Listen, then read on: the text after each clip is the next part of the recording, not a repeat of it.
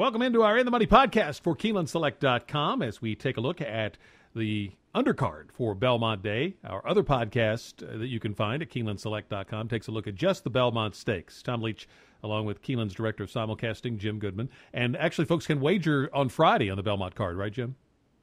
They can. We'll have it available here at Keeneland on at 8 o'clock in the morning. That's drive-through, and about 12:30 in the grandstand.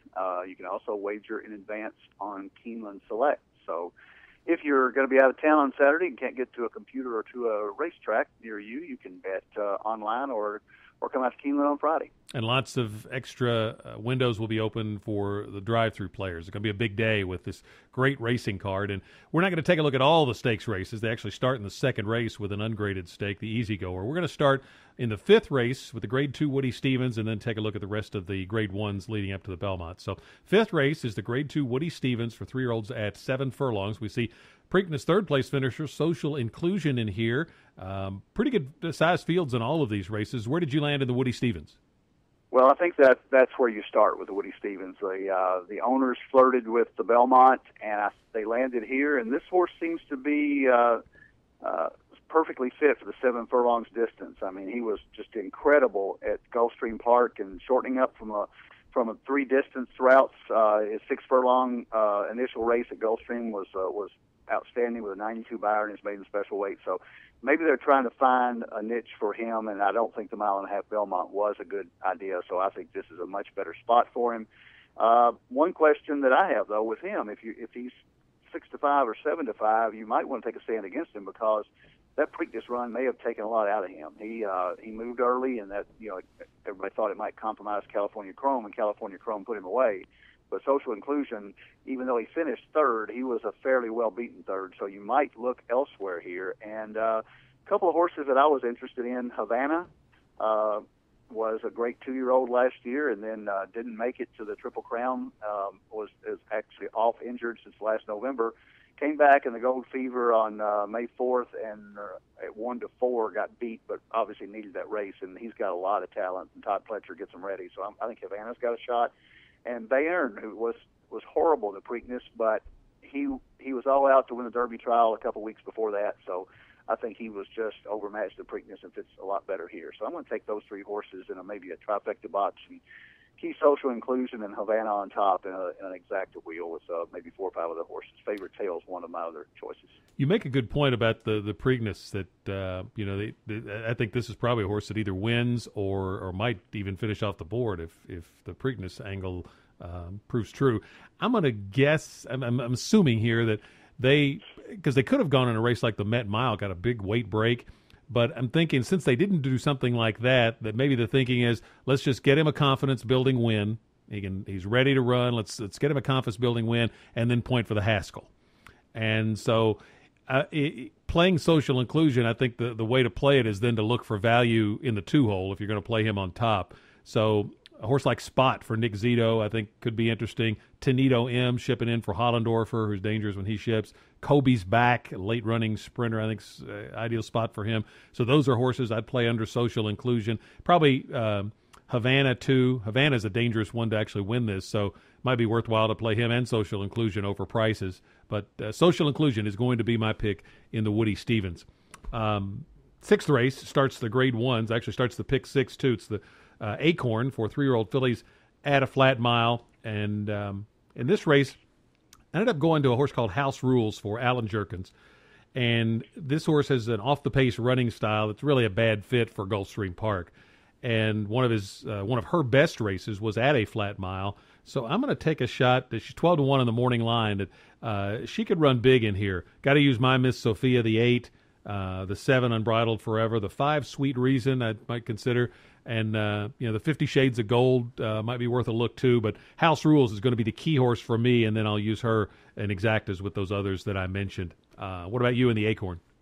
Well, my Miss Sophia, if you're playing multiple leg wagers, and this is the start of the $1 Million Guaranteed Pick 6, you've got to use my Miss Sophia simply because she was better than anybody else in the Oaks except Untappable, and nobody is Untappable. So she finished 4.5 lengths behind Untappable, but she's not there. She wins the Oaks, and so she's going to be a big favorite here, and deservedly so.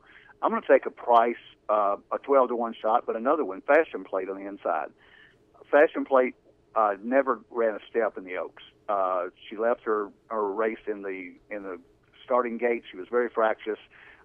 She was coming off 2 straight wins, one in a Grade 1 Santa Anita Oaks, wire to wire. And Gary Stevens rides her.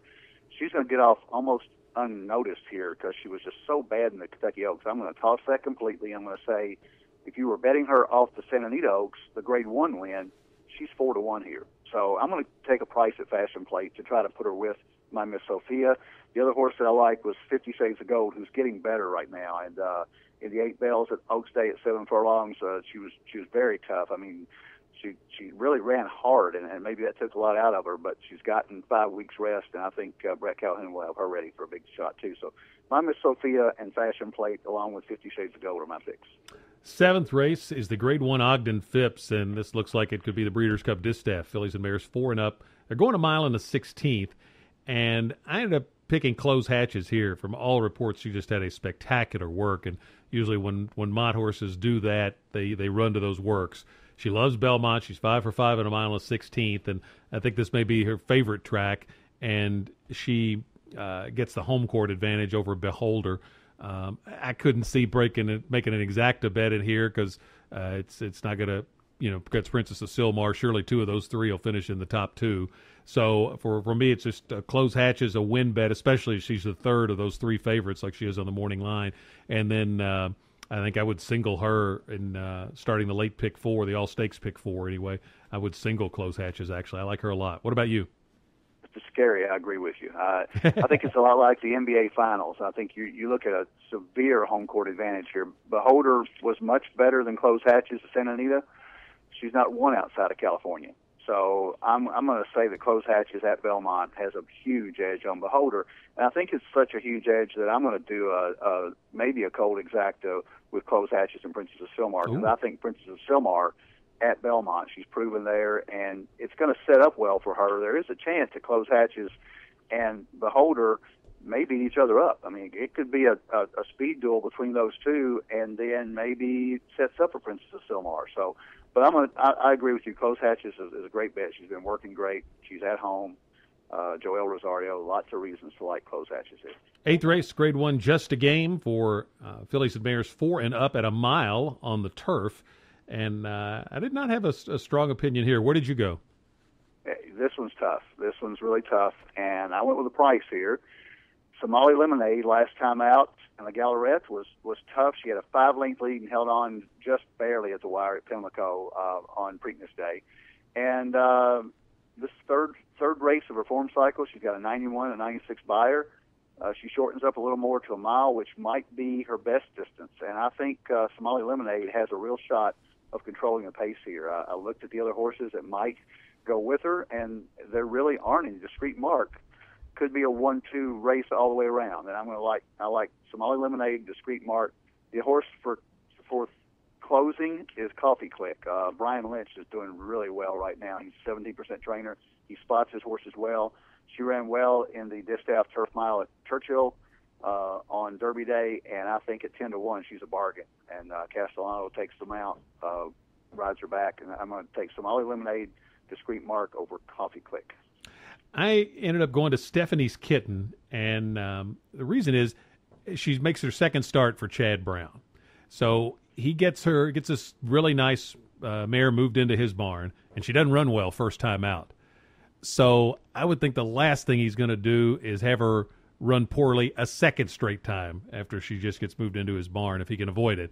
And so I'm thinking if she wasn't right, he wouldn't put her in this spot on this day. So kind of playing that angle there for Stephanie's Kitten. She's 4 for 5 at a mile, too. One of her best races, came at Belmont. So all of those reasons, I'm going to play Stephanie's Kitten, use her with Discreet Mark, Better Lucky, Coffee Click, and may take a little exacta with her in Strathnaver just because it's Graham Motion, and this horse is a turn back, and you're going to get a big price on a Graham Motion, and that can be dangerous. So Stephanie's Kitten for me in the Just a Game, but this is a spread race definitely in the pick 4. I would use Stephanie's Kitten, Discreet Mark, Better Lucky, probably Coffee Click, all 4 of those. 9th race, Grade 1 Met Mile, 3-year-olds and up at a mile. Who do you like? I like Palace Malice, and I hate the one hole. How's that for a kind of a backhanded compliment? I think what happened here is the post draw really leveled this playing field.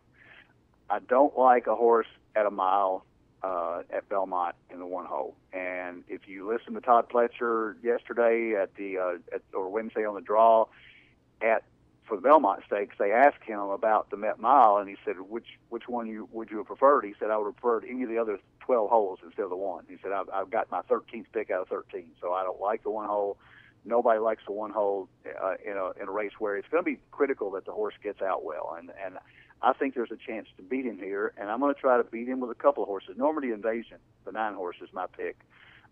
Working very well. The horse scratched out on Oaks Day during the Churchill Downs controversy with Rick Porter, and he was just unbelievable in New Orleans.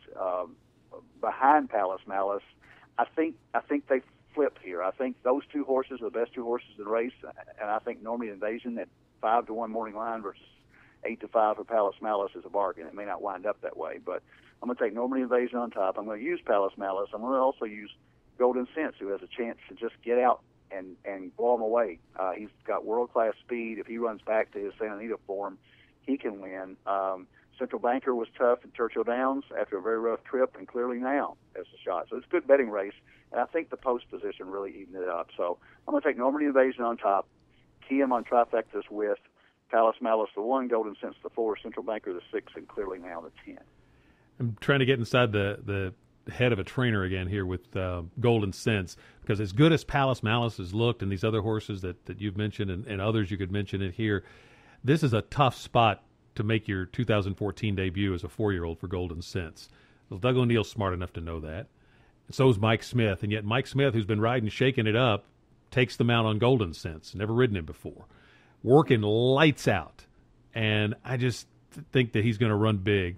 Could run big and still finish second, but I think he's going to be is going to run a really good race, and so he'll be my key horse. Certainly, I have to use him in exactas with Palace Malice, but Moreno is another one that ran a big race on this day at Belmont last year in an undercard allowance race, so he likes the track.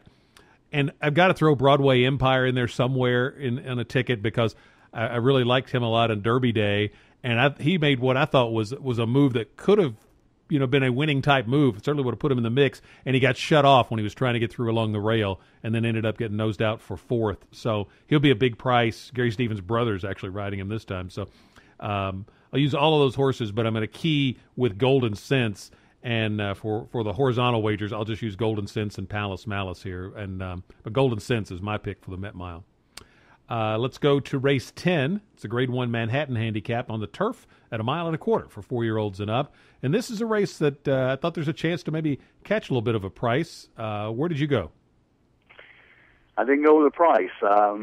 I thought Seek Again lost by a nose to the Horse of the Year, Wise Dan, and ran a huge race at Churchill on Derby Day and just got photoed out. And I think if you run next to Wise Dan, you need to be respected in your next time out. And I think Seek Again fits well here. Should love the distance at 1.25 miles. Won the Hollywood Derby last year at this distance. So I'm going to take Seek Again on top, the 6 horse. Boisterous is my price in here. I think he's got room to improve off that race. He's only a length and a half behind Wise Dan. He didn't have a great trip. So Boisterous, the 5, I would use below Seek Again. You've got to use Imagining in here with Shug McGahee, the 1, just on back class and off the Man of War win 3 weeks ago at Belmont Park. The prices in here, Hey Leroy has surprised a couple of people the last few races, so I think I can make a case for him. And 5 Iron is a horse that I absolutely missed last time out. We were handicapping on Derby Day. We didn't even look at the Belmont races, and he won at 19-1 for Brian Lynch. And I had picked him a couple of times before, if you remember. So yeah. There are some options in this race, but I'm going to take Seek Again on top. I ended up going to a horse called Grandeur, which has 3 wins at 1.25 miles. But the main thing that intrigued me is this horse is getting Lasix for the first time. He's run over here in the States before, but never with Lasix. Getting it this time, so maybe they've found something that he's got a breathing issue, and this could help. Also, I like the switch to Gary Stevens for this horse, and these connections are pretty sharp with shipping over to the States. So I'm going to take a shot here with Grandeur at a little bit of a price. The ones you mentioned, I think I would include on pick fours. Also, Real Solution I would put in there on my pick four ticket. And the other one I'm going to include in there at a price is Kygan, who closed in the Maker's Mark Mile and finished really strong. And I remember Mike Battaglia and I were out in the paddock talking to Mark Cassie later. He was just saying how good that horse was, and never been better. And they just made a great run and just came up short against Wise Dan. So I actually used him in the race at Churchill, and I thought he had some trouble in the Woodford there. So going to get overlooked certainly, and I'm going to have him on a pick four ticket just in case he jump up and run a big one at pay $40 or something. So I'm not necessarily wouldn't pick him to win, but he'll be on my pick four ticket and in maybe an exacta box with some of these others. But Grandeur is my pick for the Manhattan. And as far as the All Stakes pick four. Starts with the 8th race, which is the Just a Game, and I'm using 5 horses in there. Then I'm using Golden Sense, Palace Malice, and Marino, actually a third one in the Met Mile. Then I'm using Grandeur, Seek Again, Real Solution, Kygan, and Imaging in the Manhattan, and then Wicked Strong and California Chrome. So it's $75 for a 50-cent ticket if you want to. You could single one of those two in the Belmont and cut it in half if you want. But what about you? Well, I'm going to be alive at the first leg because I'm going to use all in the Just a Game. I've got everything in the Just a Game. The Palace Malice race, the 9th race, I'm going to go 1-4-6-9 with Palace Malice, Golden Sense, Central Banker, and Normandy Invasion. Then I'm going to use Seek Again, Imagining, and Boisterous, the 1-5-6 in the 10th, the Knob Creek Manhattan. And the Belmont, going to take a stand with California Chrome, and that ticket's going to cost you $60. All with 1-4-6-9, with 1-5-6, with 2. Catch a price in the first couple of legs. You can make some money. If you don't like California Chrome and you want to pick a second choice, it doubles the price to $120. And I would probably pick Commanding Curve as my second choice there. So $120 if you take 2 horses in the Belmont, stand with California Chrome, and it's $60. I may end up doing a second little 50-cent pick four and I may key Golden Sense, because you'd have to single somebody to do this, and take multiples in the Just a Game in the Manhattan, and then take multiple horses in the Belmont, because if California Chrome doesn't win it, the pick four could pay huge if you're on the right horse. But how sweet would it be for you if you're if your horse opens up California Chrome in the stretch to win the Triple Crown and win you the pick four? That'd be pretty sweet. I'm not worried about my pick four because I'm not going to get rich off it, but I really want to see a Triple Crown winner. And I think most horse players that have been following the game as long as we have, it's so tough to do. And you just get being at the racetrack and being here watching a Triple Crown chance. I urge everybody, if they can, to come out here because we're having it on the big screen in the infield, or we will have it in the equestrian room all over the place, and it's just electric. And the air kind of goes out of the place when they don't win, but just think about if he does open up and win by 8 or 10, and Tom Durkin has a new call for him, moving like a machine. I'm sure Tom's got something for him coming down the stretch that'll be unique and we'll remember 20 years from now. And this will be Durkin's last one. It will, and it's a big chance. I think he's got a great chance to win. Things can go wrong, the way you talked about the trip when we did our podcast on the Belmont Stakes, and things have gone well for this horse, but maybe things are meant to go well for this horse. He's got great connections. He's got a great story. It's good for the game, and those of us who love horse racing, we need those kinds of stories. So I'm going to be betting the race. I'm going to be pulling for California Chrome, trying to make a little money on him, but it's very sentimental for us that are in the game, and we'd love to see a Triple Crown winner this year. So remember to check out our other podcast for the Belmont Stakes itself, and Jim and I will give you our thoughts on how we're going to play that. And best of luck with all of your wagers. Remember, you can wager on Friday, and make sure you keep your KeenelandSelect.com count funded, because you may see a great opportunity. You see some overlays on this board on Saturdays. You move through it, somebody gets overlooked, and you'll want to have a chance to seize on that opportunity. Best of luck with a great day of racing at Belmont Park. This is the In the Money podcast for KeenelandSelect.com.